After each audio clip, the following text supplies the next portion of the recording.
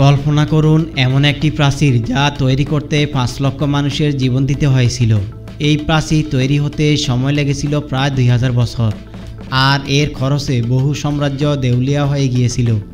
নদী, পুকুর, মরুভূমি, পাহাড় পেরিয়ে সমুদ্র পর্যন্ত বিস্তৃত এই প্রাচীর শুধু বিশ্বের সবচেয়ে বড় মানুষের তৈরি গঠনই নয়, এটি সপ্ত আশ্চর্যের অন্যতম এবং এক অপূর্ব স্থাপত্য নিদর্শন। আর এটা হলো চীনের মহাপ্রাচীর the great wall of China. 21,196 কিলোমিটার পর্যন্ত বিস্তৃত এই প্রাচীর যেমন জনপ্রিয় তেমনি এর ইতিহাস রহস্যে ভরা। কিন্তু প্রশ্ন হলো, চীনের এই মহাপ্রাচীর কেন তৈরি করা হয়েছিল? এর সঙ্গে ড্রাগনের কী সম্পর্ক? এটি বিশ্বের সবচেয়ে বড় কবরস্থান কেন বলা হয়? এত বছর পরিশ্রমের পরেও কেন একে ব্যর্থতা হিসেবে দেখা হয়? আজকের ভিডিওতে আমরা জানতে চলেছি চীনের মহাপ্রাচীরকে ঘিরে থাকা ওই সব রহস্যের কথা, যে রহস্য আজও মানুষকে ভাবিয়ে তোলে। তাই ভিডিওটি সম্পূর্ণ দেখার অনুরোধ রইল। বিশ্ব দিগন্তের আজকের পর্বে আমরা জানব চীনের মহাপ্রাচীর সম্পর্কে। বিশ্ব দিগন্ত চ্যানেলে আপনি নতুন হলে অনুরোধ করব চ্যানেলটি সাবস্ক্রাইব করে বেল আইকনটি ক্লিক করুন।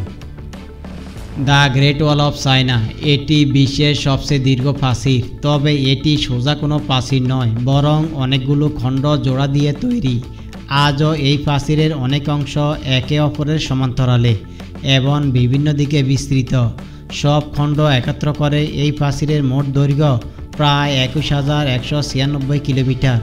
আপনি সহজেই বুঝতে পারবেন এটি কতটা দীর্ঘ যদি ভাবেন ভারতের কাশ্মীর থেকে কন্যাকুমারী পর্যন্ত 3 বার এবং ঢাকা থেকে কক্সবাজার পর্যন্ত 26 বার যাওয়া আসা করলে এই প্রাচীরের দৈর্ঘ্যের সমান হবে।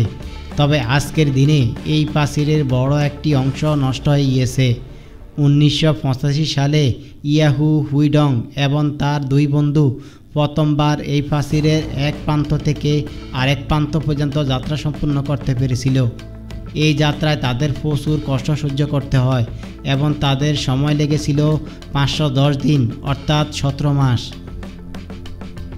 এই 3 জনের পর আর কোনো মানুষ আজ পর্যন্ত এই প্রাচীর পুরোটা পেরোতে পারেনি। এই প্রাচীর চীনের উত্তর দিক থেকে তৈরি এবং বরফে ঢাকা মরুভূমি থেকে শুরু করে ইয়েলো রিভার পর্যন্ত বিস্তৃত। এই পথে রয়েছে উঁচু পাহাড়, খাড়া পাথরের অঞ্চল, শুষ্ক মরুভূমি, বরফে আবৃত এলাকা, নদী, পুকুর ও সমুদ্র। প্রকৃতির নানা রকম দৃশ্যের মধ্যে দিয়ে এই প্রাচীর এমনভাবে এগিয়ে গেছে যে দূর থেকে দেখে মনে হয় যেন তা দুলছে। সম্ভবত এই কারণেই চীনের মানুষ একে বলে পাথরের ড্রাগন, যা বিদেশি আক্রমণ থেকে তাদের রক্ষা করে। চীনের বহু মানুষ বিশ্বাস করেন হাজার হাজার বছর আগে একটি ড্রাগন উড়ে এসে এই প্রাচীরের পথ চিহ্নিত করে দিয়েছিল এবং পরবর্তীতে কর্মকাররা সেই ড্রাগনের চিহ্ন অনুসরণ করেই এই প্রাচীর তৈরি করে। আসলে চীনা বিশ্বাস অনুযায়ী ড্রাগন হচ্ছে শক্তি প্রবাহ ও ঐশ্বরিক শক্তির প্রতীক, যা তাদের রক্ষা করে। যেমন জল জীবনদায়ী প্রজ্ঞা ও কল্যাণের প্রতীক, ঠিক তেমনি ড্রাগনকেও তারা কিছু গুণের বাহক হিসেবে ধরে নেয়। চীনের মহাপ্রাচীরকে এই বিশ্বাসের সঙ্গে জুড়ে দেখা হয়। এই প্রাচীর শুধু শত্রুদের হাত থেকে তাদের রক্ষা করে না, বরং এটি ভালো শাসনের প্রতীকও।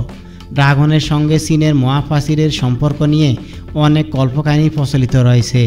তবে যদি কল্পকাহিনীর বাইরে গিয়ে ইতিহাসের দৃষ্টিভঙ্গি থেকে দেখি যে কিভাবে এই মহাপ্রাচীর নির্মাণ হয়েছিল, তাহলে আমাদের এই দৃশ্য দেখতে হলে ফিরে যেতে হবে 2000 বছর আগে চীনের ইতিহাসে, যে সময়টিতে চীনের শানডাং প্রদেশের মানুষ কৃষিকাজ শুরু করেছিল।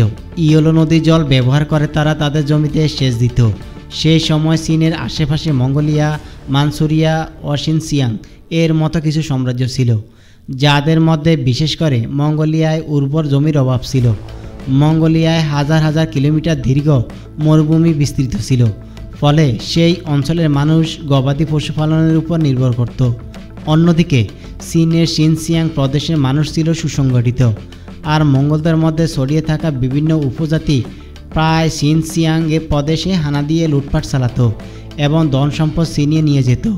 এই সমস্যা থেকে রক্ষা পাওয়ার জন্য চীনের কিছু মানুষ তাদের নতুন রাজা নির্বাচন করে এবং সীমান্তকে নির্ধারণ করে দেয় এবং সেই সীমান্ত ঘিরে উঁচু প্রাচীর তৈরি করার সিদ্ধান্ত নেওয়া হয়। সেই সময় সম্রাট কিনশি হুয়াং 223 খ্রিস্টাব্দ পূর্বে এই মহাপ্রাচীর নির্মাণের কাজ শুরু করেন। তবে এতে দীর্ঘ প্রাচীর একক কোনো সাম্রাজ্যের পক্ষে তৈরি করা সম্ভব ছিল না। তাই পরবর্তীতে আরও অনেক সাম্রাজ্য এই প্রাচীর নির্মাণের অংশ নেয় এবং পুরো প্রাচীর তৈরি করতে সময় লাগে প্রায় 2000 বছর। এই দীর্ঘ সময়ে চীনের রাজারা তাদের সময়ে সবচেয়ে দক্ষ স্থপতি ও প্রকৌশলীদের এই কাজে নিযুক্ত করেছিলেন। 20 লক্ষেরও বেশি শ্রমিক এই প্রাচীর নির্মাণে অংশগ্রহণ করেন। সাধারণ মানুষদের বিশাল সংখ্যায় নিয়োগ দেওয়া হতো, এমনকি বন্দীদের শাস্তি হিসেবে এই প্রাচীর তৈরির কাজে পাঠানো হতো। 4 বছর যাবৎ তারা এই প্রাচীর তৈরির কাজে নিয়োজিত থাকত। আজ আপনি যদি এই প্রাচীরের দিকে তাকান তাহলে দেখবেন এর কিছু অংশ শুকনো মরুভূমি, আবার কিছু অংশ উঁচু ও পাথরে পাহাড়, যেখানে ওঠা প্রায় অসম্ভব। এই পাহাড়গুলির চারপাশে ঘন জঙ্গল ছড়িয়ে আছে। এমনকি কঠিন পরিবেশে মহাপ্রাচীরের নির্মাণের সময় শ্রমিকদের প্রচণ্ড কষ্ট সহ্য করতে হয়েছিল। বলা হয় টানা 2000 বছর ধরে প্রাচীর তৈরির কাজ এমন গতিতে চলত যে শ্রমিকরা বছরের পর বছর নিজেদের বাড়িতে ফিরতে পারত না। প্রতিদিন 16 থেকে 18 ঘন্টা পর্যন্ত কাজ করতে হতো, অথচ ঠিকমতো পেট ভরে খেতেও পারত না। চীনের নিষ্ঠুর শাসকরা তাদের উপর অমানবিক নির্যাতন করত। বরফ ঠান্ডায় শ্রমিকদের প্রাচীরের আশেপাশে ঘুমাতে হতো, ফলে অনেকে ঠান্ডা ও রোগে মারা যেতেন। কেউ কেউ না খেতে পেয়েও মারা যেতেন, আবার কেউ কেউ প্রাচীর বানাতে গিয়ে খাদের মধ্যে পড়ে প্রাণ হারাতেন। এত দ্রুত কাজ চলত যে মৃতদের গ্রামে বা শহরের দিকে নিয়ে যাওয়ার সময়ও দেওয়া হতো না, বরং প্রাচীরের পাশে গর্ত খুঁড়ে তাদের কবর দেওয়া হতো। একটি হিসেব অনুযায়ী চীনের মহাপ্রাচীর তৈরির মূল অংশের কাজ শুরু হয়েছিল খ্রিস্টপূর্ব 1800 সালে। এই প্রাচীর নির্মাণে প্রায় 5 লক্ষ শ্রমিক প্রাণ হারিয়েছিলেন, যাদের দেহ আজও এই প্রাচীরের নিচে বা আশপাশে সমাধিস্থ। এই কারণেই চীনের মহাপ্রাচীরকে বিশ্বের সবচেয়ে বড় কবরস্থান বলা হয় এবং চীনের অনেক মানুষ একে অভিশপ্ত দেওয়াল বলে মনে করে।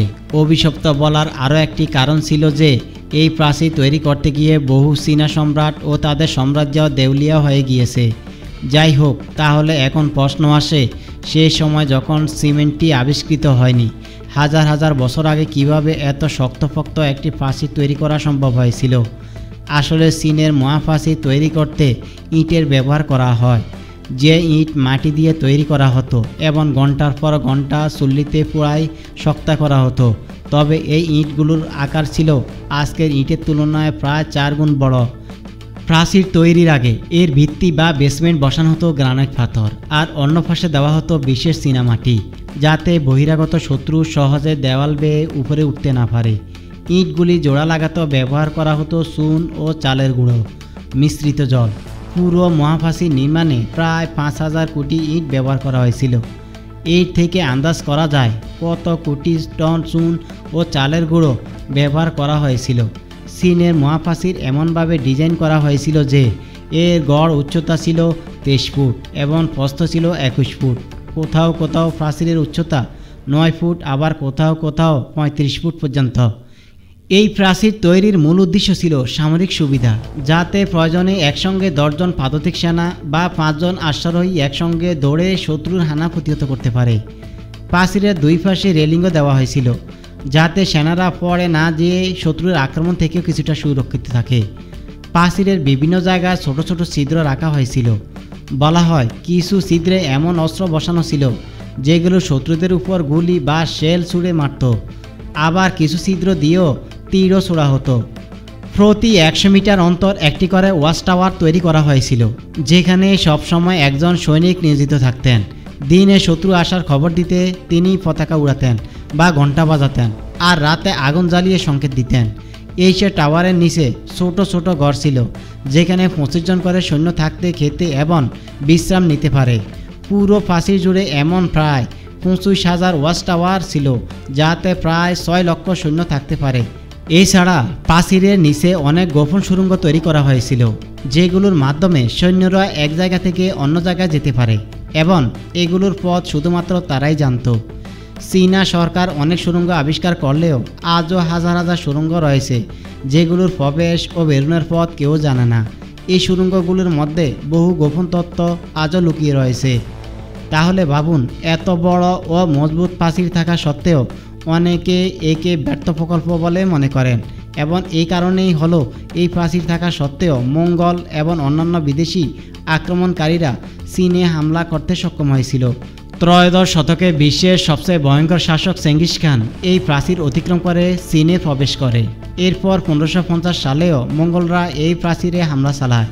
1644 সালে মানচু সাম্রাজ্যের সৈন্যরা এই প্রাচীর অতিক্রম করে চীন দখল করে এবং সেখানকার সরকারকে উচ্ছেদ করে। এর ফলে মিং বংশের পতন ঘটে এবং শুরু হয় কুইং বংশের শাসন, যা বিংশ শতক পর্যন্ত টিকেছিল। এই সময় মঙ্গোলিয়ারাও চীনের অন্তর্ভুক্ত ছিল, অর্থাৎ একদিক থেকে দেখতে গেলে এই প্রাচীরের কোনো কার্যকারিতাই তখন ছিল না। তবে দ্বিতীয় বিশ্বযুদ্ধের সময় চীন আর সেনাবাহিনী এই প্রাচীরকে কাজে লাগিয়ে সৈন্যদের প্রশিক্ষণ দিয়েছিল এবং জাপানি বাহিনীকে ঠেকানোর চেষ্টা করেছিল। যাই হোক, সব মিলিয়ে চীনের ইতিহাসে এই প্রাচীরের গুরুত্ব অনেক। আজও প্রতি বছর 1 কোটিরও বেশি পর্যটক এই প্রাচীর দেখতে চীন সফর করে। হাজার রাজত্বের পতনের সাক্ষী, লাখো প্রাণের বলিদানে দাঁড়িয়ে থাকা এই প্রাচীর শুধু ইট আর পাথরের গাঁথনি নয়, এটি এক জীবন্ত ইতিহাস। ভিডিওটি কেমন লাগলো কমেন্ট বক্সে লিখে জানাতে পারেন। ভিডিওটি ভালো লাগলে একটি লাইক করতে পারেন। এখনও যদি চ্যানেলটি সাবস্ক্রাইব করে না থাকেন তাহলে অনুরোধ করব চ্যানেলটি সাবস্ক্রাইব করে বেল আইকনটি ক্লিক করুন। তো দেখা হচ্ছে পরবর্তী নতুন এপিসোডে। ধন্যবাদ।